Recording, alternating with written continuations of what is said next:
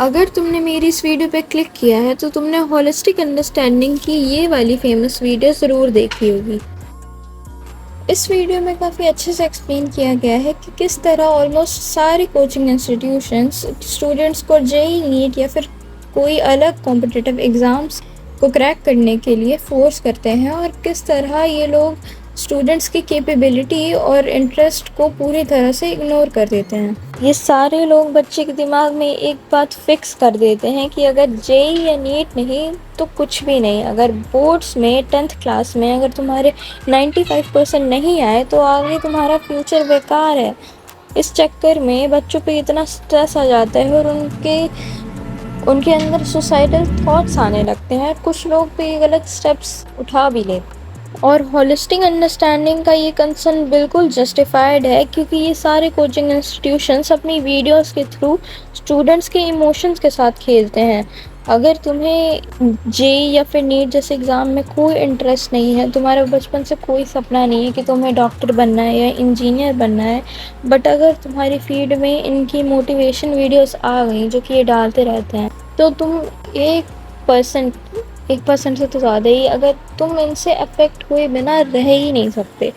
और स्पेशली ये चीज़ छोटे बच्चों पे ज़्यादा होती है जो कि 8th या फिर 9th क्लास में है। इनकी ये वीडियोस को देखने के बाद एक बच्चे के दिमाग में छप जाता है कि हाँ, अब तो मैं भी डॉक्टर बनूंगी या फिर मैं डॉक्टर बनूंगा। और सबसे ज़्यादा ब्रेनलेस तो वो लोग होते हैं जो कि स्ट्रीम का मजाक उड़ाते हैं। तुम खुद पीसीएम लेके कुछ घंटा उखाड़ नहीं पा रहे हो और जिस बच्चे ने अपने इंटरेस्ट से कॉमर्स से आर्ट्स लिए उसका मजाक उड़ाते हैं ये लोग। हमारी कंट्री में कोई भी स्टूडेंट के इंटरेस्ट की बात कर ही नहीं रहा है। कर रहा है तो सिर्फ ये कि आईआईटी जाना है। आखिर कैसे जा सकते हैं आईआईटी? 9th से प्रिपरेशन स्टार्ट कर दें या फिर 6th से? क्या लगता है वो 6th क्लास में पढ़ रहा बच्चा वो किस लिए आईआईटी के लिए प्रिपेयर कर रहा होगा?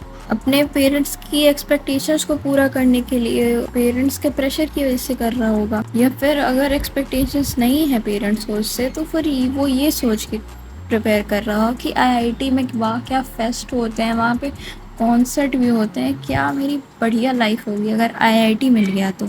बट क्या उसे मैथ्स पसंद है?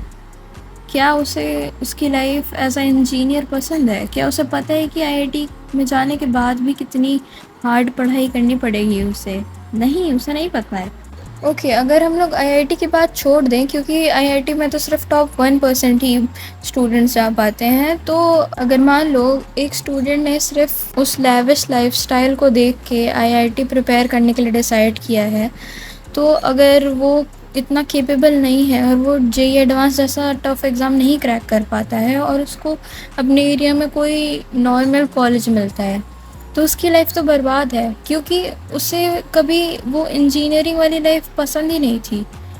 उसे कभी वो सब्जेक्ट नहीं पसंद था, उसे बस आईआईटी जाना था। और 10th के ये भैया लोग, इन्होंने सेम गलती जो की थी जिसकी वजह से इनको पिछले 3-4 महीने से हेट मिल रहा है, वो लोग ये सेम गलती को इस साल भी रिपीट कर रहे हैं। पता नहीं इनकी हरकतें क्यों नहीं सुधरती।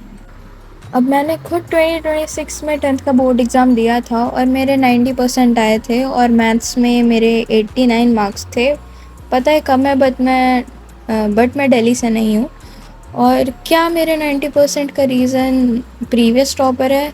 बिल्कुल भी नहीं, इसकी एक अलग रीज़न है।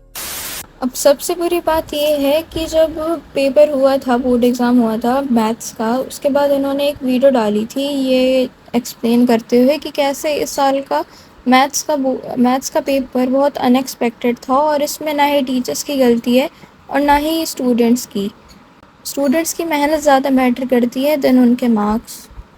मैं तुम्हें रियलिटी बताऊँ, इन्होंने अपने पूरे 10th के बैच में शुरू से लेके लास्ट तक हर एक क्लास में यही बोला है कि मेरे नोट्स रिवाइज कर लो, मेरी डीपी भी कर लो, 100 बटा 100 आ जाएंगे।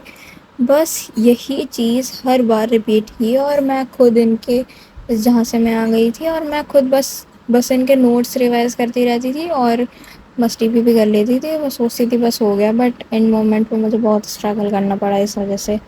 और बेसिकली इस वजह से स्टूडेंट्स इन पे डिपेंड हो जाते हैं। और जब दिल्ली आउटसाइड के पेपर्स में अप्रोच बेस्ड क्वेश्चन आए, अंडरस्टैंडिंग बेस्ड क्वेश्चन आए तो फिर इन्होंने ये बोल दिया कि पेपर अनएक्सपेक्टेड था। सीबीएसई ने पहले ही बोल रखा था कि 50% कॉम्पिटेंसी बेस्ड क्वेश्चंस आएंगे, तो फिर क्यों आपने अपने हर लेक्चर में बस बच्चों को यही बोलते रहे कि बस ये कर लो, बस ये कर लो। इन माय ओपिनियन इस साल टीचर्स की ये गलती थी कि उन्होंने कभी मैथ्स को एज ए सब्जेक्ट नहीं पढ़ाया। वो हमेशा ये सोचते रहे कि कैसे बच्चे को मैक्सिमम मार्क्स दिला सकते हैं हम इस सब्जेक्ट में। और मैथ्स जैसे इंटरेस्टिंग और अच्छे सब्जेक्ट को अगर तुम सिर्फ मार्क्स के बेसिस पे पढ़ाओगे तो कैसे आएंगे अंडरस्टैंडिंग बेस्ड पेपर पे 100/100। Please like and share this video and also don't forget to hit the like. Please like and share this video and also don't forget to hit the subscribe button. Bye.